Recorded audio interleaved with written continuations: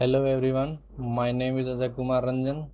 और आज हम लोग सीखने वाले हैं रियल नंबर का कंसेप्ट नंबर 2, जिसका आज लेक्चर नंबर भी 2 है। ठीक है, पहला नंबर वीडियो हम लोग अपलोड कर चुके हैं, उसको आप देखिए। अगर नहीं समझ में आता है तो फिर कमेंट करें, या फिर हमें टेलीग्राम भी कर सकते हैं। टेलीग्राम आप सर्च करिएगा तो अजय इक्वेशन से नाम से, अजय इक्वेशन के नाम से हमारा टेलीग्राम भी है और यूट्यूब भी है। ठीक है, यूट्यूब भी हमारा इसी नाम से है,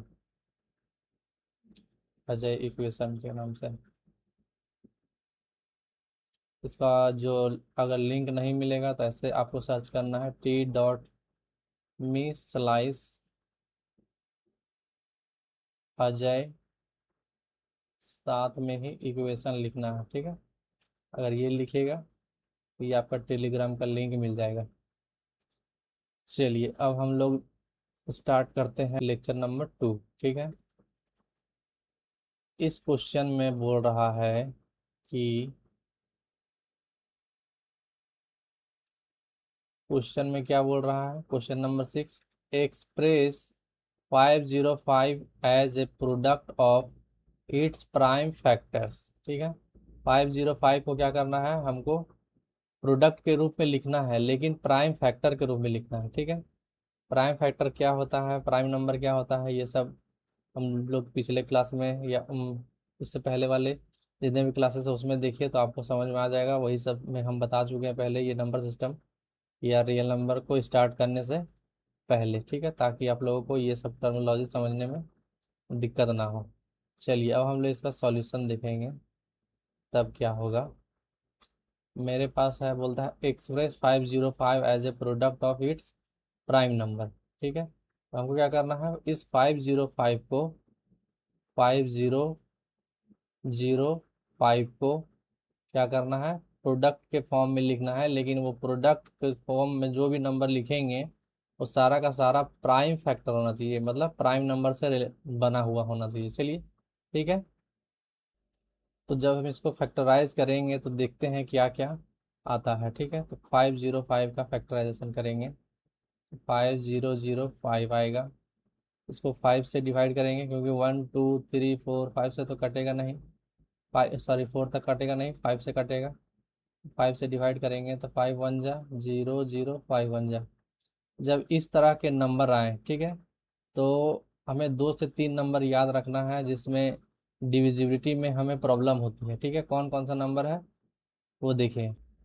देखिए, तो अगर इस तरह का नंबर आएगा तो हम लोग क्या करेंगे, जैसे कुछ नंबर्स होते हैं जिसको आपको थोड़ा सा दिमाग में रखना पड़ेगा। जैसे 1001, ये जो होता है वो फैक्टर होता है 7 11 13। ठीक है, उसी प्रकार से एक नंबर होता है 111, मतलब 111। ठीक है, अगर इसका कोई फैक्टर मिलेगा तो ये होता है 3 × 37।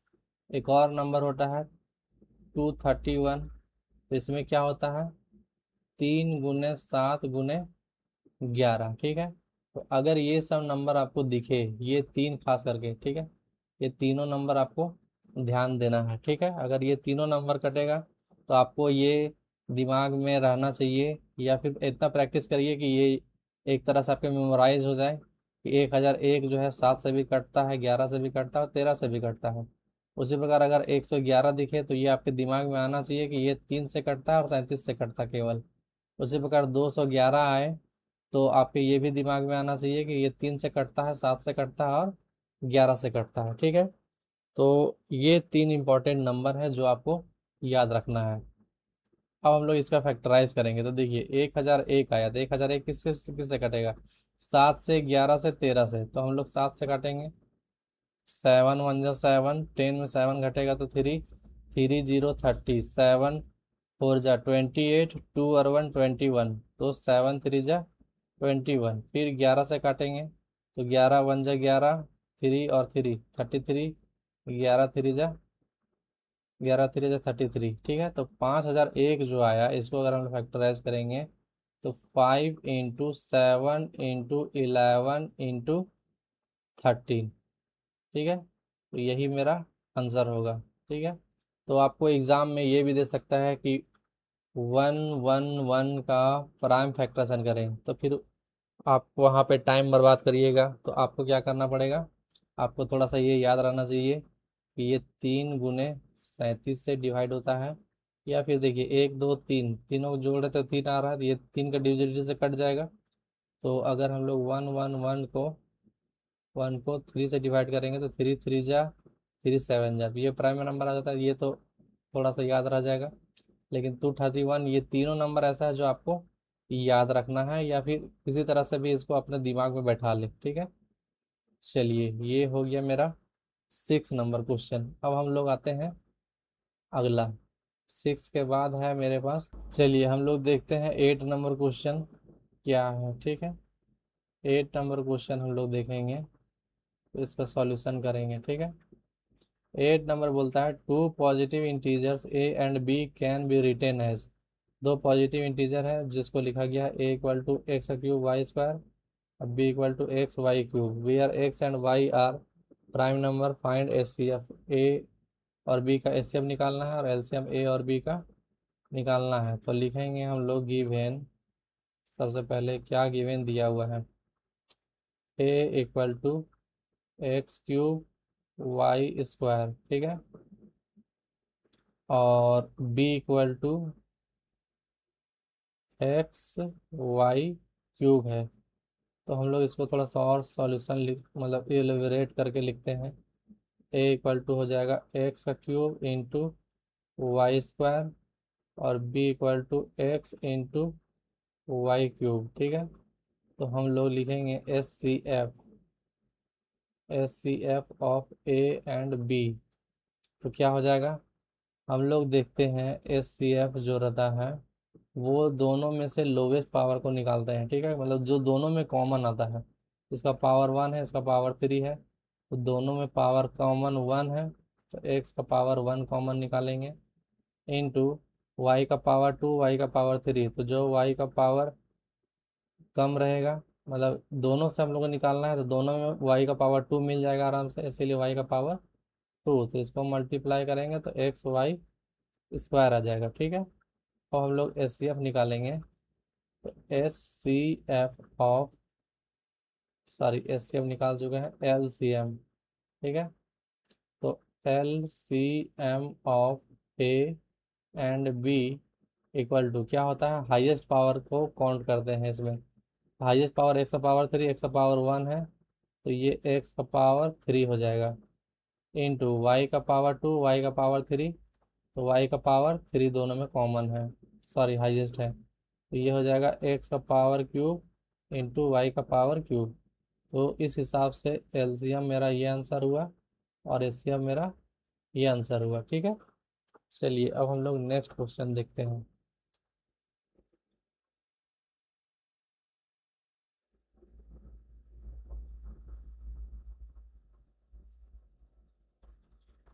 देखिए नेक्स्ट क्वेश्चन क्या बोल रहा है मेरे पास, नेक्स्ट क्वेश्चन क्या बोल रहा है, the HCF of two numbers A and B is 5 and their LCM is 200।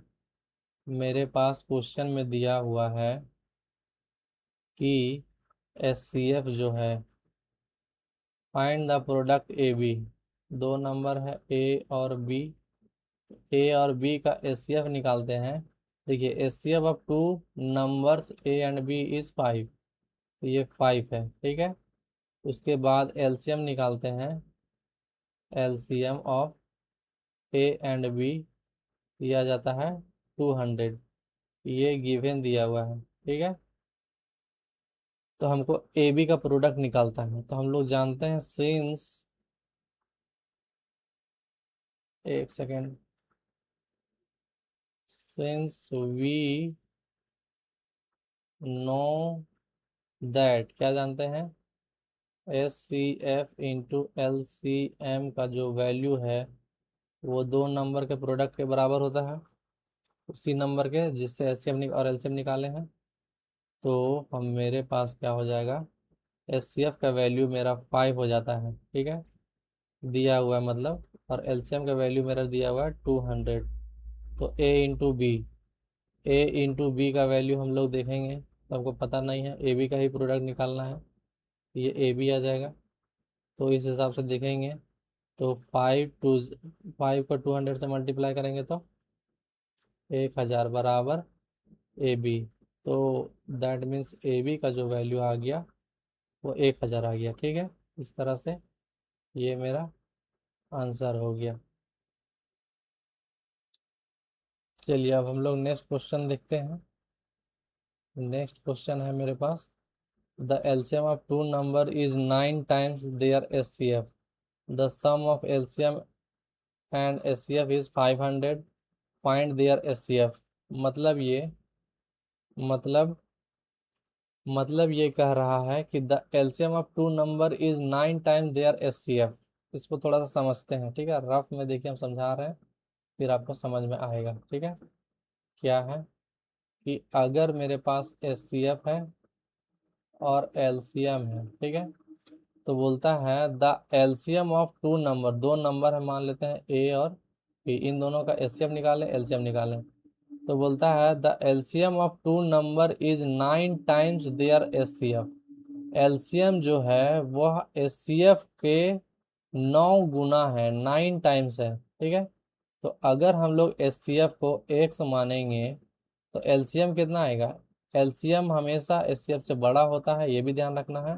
और ये क्वेश्चन में साफ साफ बोल रहा है कि the LCM of two number is, LCM जो है दो नंबर का, इज 9 टाइम्स, 9 गुना है किसका, देयर एचसीएफ का, एचसीएफ का 9 गुना है। तो अगर एचसीएफ को हम लोग एक्स मानेंगे तो एलसीएम को कितना मानना पड़ेगा, इसका 9 गुना, दैट मीन्स 9x। ठीक है, तो ये हम समझाना चाह रहे थे। तो अब हम लोग क्या करेंगे, इसी को लेट करेंगे यानी कि मानेंगे। सॉल्यूशन, तो लिखेंगे let the HCF of two numbers A and B equal to x.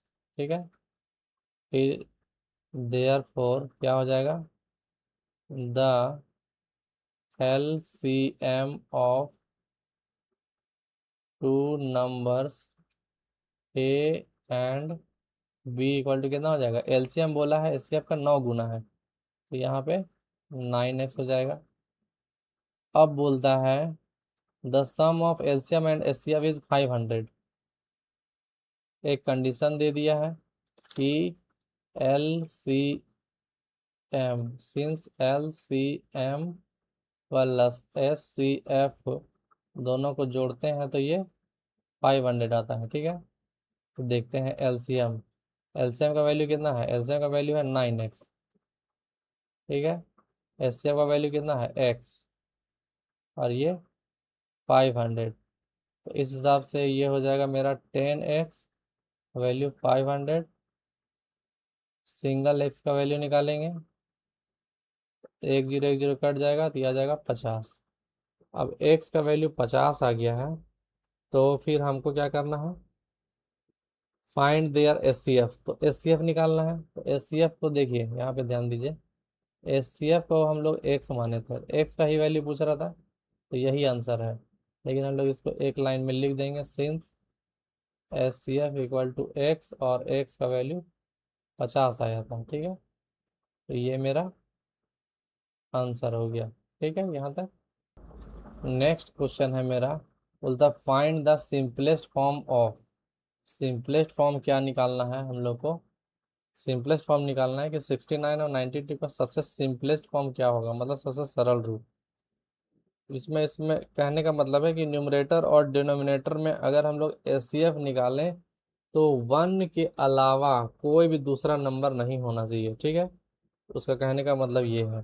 तो अगर इन दोनों का एचसीएफ हम लोग निकालेंगे तो अगर 1 आ जाता है तो ये समझिए सिंपलेस्ट फॉर्म में है, अगर 1 नहीं आता है तो फिर इसको सिंपलेस्ट फॉर्म में लाना पड़ेगा। ठीक है, तो चलिए अब हम लोग लाते हैं इसको, तो क्या हो जाएगा,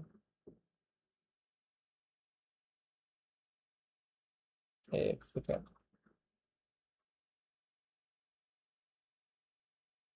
चलिए ये हो जाएगा मेरा। इसमें हम लोग सॉल्यूशन निकालेंगे, सॉल्यूशन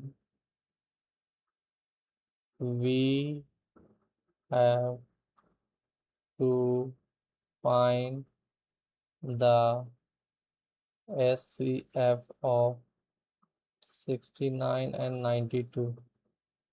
ठीक है, तो लिखेंगे सिंस 69 को अगर डिवाइड करिएगा 3 से तो ये क्या हो जाएगा, 3 2 जा और 3 3 जा, मतलब 30 गुने 23 में टूटेगा। हम लोग 92 का फैक्टराइज करेंगे, तो 92 का फैक्टराइज करके देखते हैं।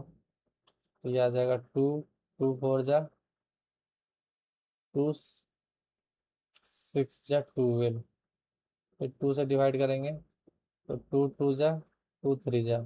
ठीक है, कितना आया, ये आया 2 का square into 23।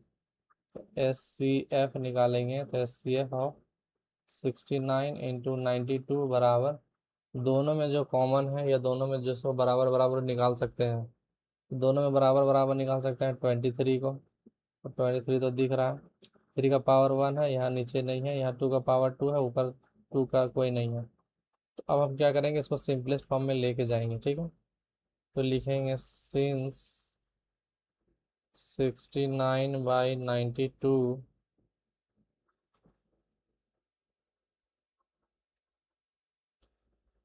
it is divided by 2, sorry 2 ने 23, 23 ऐसे हमारे इसीलिए, तो 23 से डिवाइड करेंगे तो 69 डिवाइडेड बाई 23 और 92 डिवाइडेड बाई 23।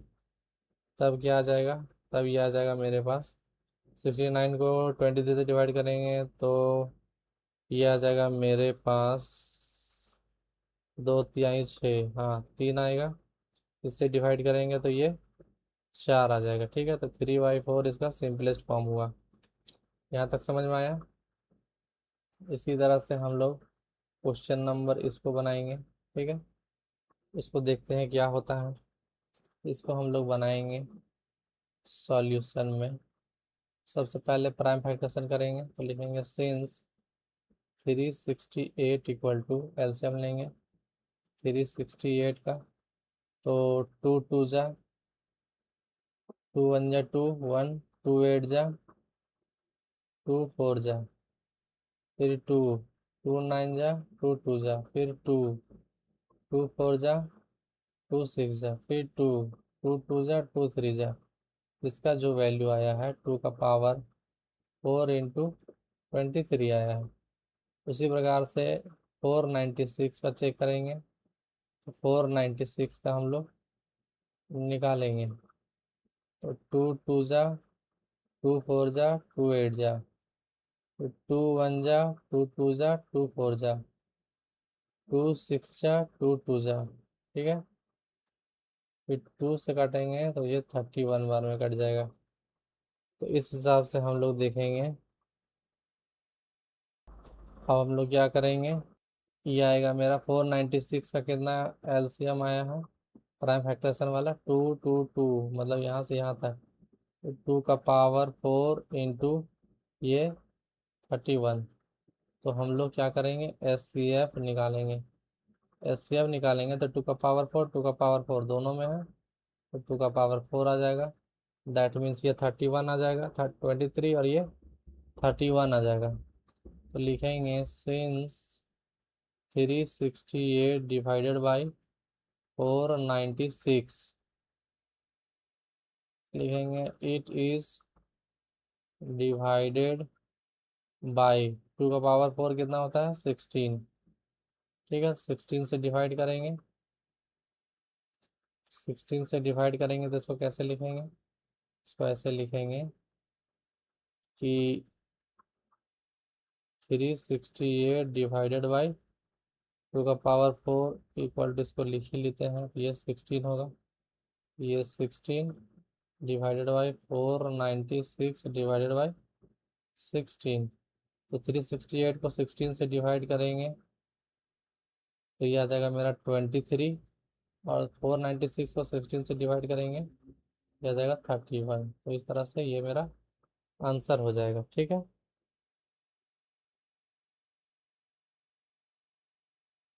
चलिए अब हम लोग देखते हैं आगे। ये क्वेश्चन आप ऐसे ही ट्राई करेंगे तो बन जाएगा, नहीं राम के माध्यम से या फिर कमेंट में जवाब दे करके बता सकते हैं। ये भी वही है। अब देखिए, ये है, बोलता है find the largest number which divide 320 and 457 leaving remainder 5 and 7 respectively. कहने का मतलब ये है कि हमको वैसा बड़ा से बड़ा संख्या निकालना है जो क्या होना चाहिए, 320 और 457 को अगर डिवाइड करेंगे तो उसमें क्या होना चाहिए, रिमाइंडर 5 और रिमाइंडर 7 जो है वो बचना चाहिए, है ना। देखिए तो इसको हम लोग ऐसे समझेंगे, जैसे मान लीजिए मेरे पास कोई नंबर है 23, ठीक है। बोलेंगे इसको ऐसा कौन सा नंबर है जिसको डिवाइड करने पर रिमाइंडर 3 आना चाहिए, सॉरी, वैसा नंबर बताइए जो बड़ा से बड़ा हो और जिसको डिवाइड करने पे क्या आना चाहिए, 3 आना चाहिए। तो इसमें बहुत सारे नंबर है, 5 आएगा, 10 आएगा, 20 भी आएगा, ठीक है। अब हम क्वेश्चन को एक और दे दें कि चलिए ऐसा नंबर भी बताइए जो 33 है और फिर इसको अगर हम लोग डिवाइड करेंगे तो भी रिमाइंडर 3 ही आना चाहिए, ठीक है। या जो भी है, और एक्सचेंज भी कर सकते हैं रिमाइंडर को, 3 ही आना चाहिए। तो हम लोग अभी समझ रहे हैं केवल। तो ये भी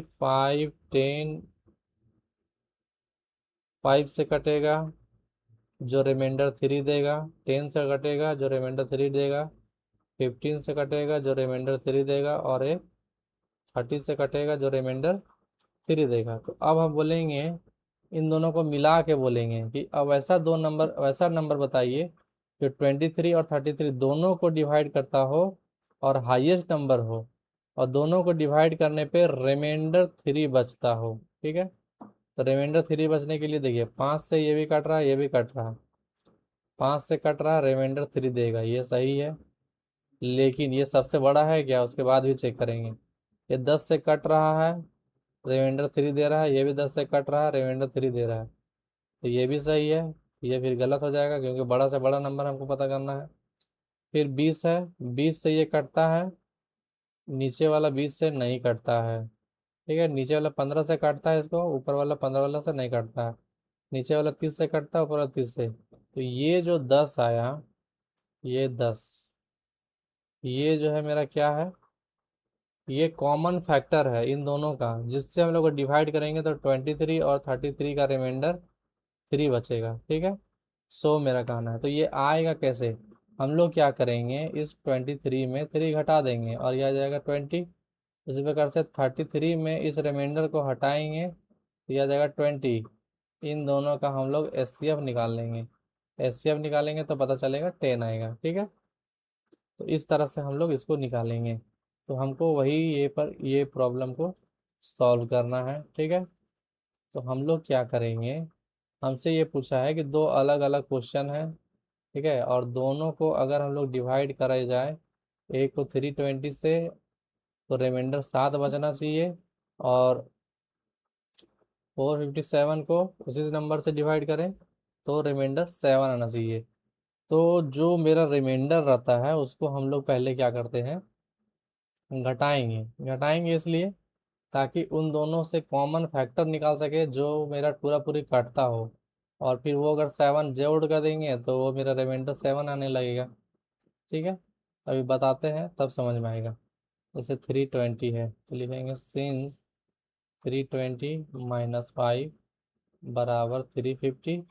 उसी प्रकार से 457 माइनस सेकेंड रिमाइंडर कितना है 7, यह आ जाएगा 450।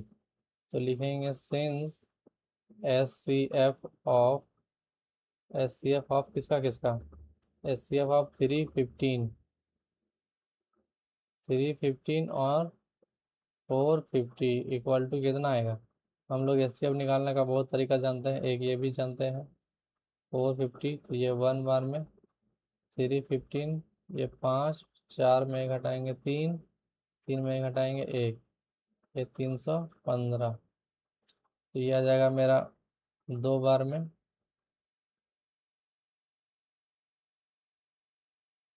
तो दो बार में आएगा तो 270। 5 11 में 4 घटाएंगे 4, क्या जाएगा 135। ये 45 को 3 बार पढ़ेंगे तो 135 पूरा पूरी कट जाएगा। तो ये मेरा एस सी एफ आएगा कितना, 45। तो इन दोनों का एस सी एफ जो है वो 45 है। तो कहने का मतलब ये है कि अब हम लोग 45 ऐसा नंबर है जिससे अगर हम लोग 315 को डिवाइड करें तो पूरा कट जाएगा, और 350 को डिवाइड करें तो भी पूरा कट जाएगा। लेकिन हमको चाहिए क्या, वैसा नंबर जिसमें अगर 45 से मतलब हाईएस्ट नंबर से डिवाइड करें, तो हाईएस्ट नंबर मेरा 45 निकला। 45 से डिवाइड करें 320 को तो मेरा 300, तो क्या होना चाहिए, रिमाइंडर 5 आना चाहिए। और अगर 457 को डिवाइड करें 45 से तो रिमाइंडर 7 आना चाहिए। ये जो मेरा -5 और -7 घटाए हैं, ये हमको जोड़ना पड़ेगा। तो लिखेंगे क्या, देयर फोर, लिखना नहीं है, ये समझाने के लिए हम किए हैं कि अगर उसको फिर जोड़ देंगे तो 5 और 7 रिमाइंडर जो है आने लगेगा। तो हमसे पूछ रहे थे कि वो बड़ा से बड़ा नंबर कौन है, तो यही है बड़ा से बड़ा नंबर। तो लिखेंगे therefore the required number is 45, answer. ठीक है, चलिए आज हम लोग यहीं तक रखते हैं। उम्मीद करते हैं कि आपको ये सब लेक्चर समझ में आ रहा है और आप इससे फ़ायदा उठा रहे हैं। आज के लिए यहीं तक, सबको धन्यवाद, थैंक यू।